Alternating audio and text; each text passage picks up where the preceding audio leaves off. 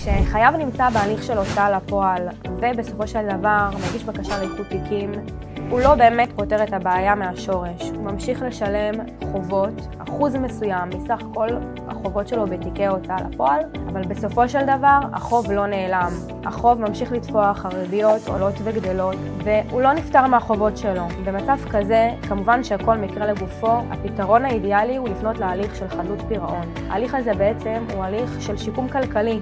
החוק, כל מטרתו היא בעצם לבוא ולעזור לאותם חייבים להשתקם כלכלית ולצאת לדרך חדשה. אין שום סיבה שהיום חייב יחיה במצב שהוא אסיר של החובות שלו. אנחנו כחברה גם יש לנו אינטרס לשקם כלכלית, שאותם חייבים לא יהיו נטל על החברה ויוכלו לחיות בכוחות עצמם, ללא קצבאות, ללא איזושהי תמיכה, ובעצם כולנו מתכנסים לשם כך, אם זה בית משפט, אם זה הנאמן, בעל התפקיד שממונה בתיק הזה, אם זה כונס נכסים הרשמי, וכמובן גם אני בתור עורך דין של חייבים, אני כאן בשביל להוציא אותם לדרך הזאת, ובסופו של דבר שיתנקו מהחובות שלהם.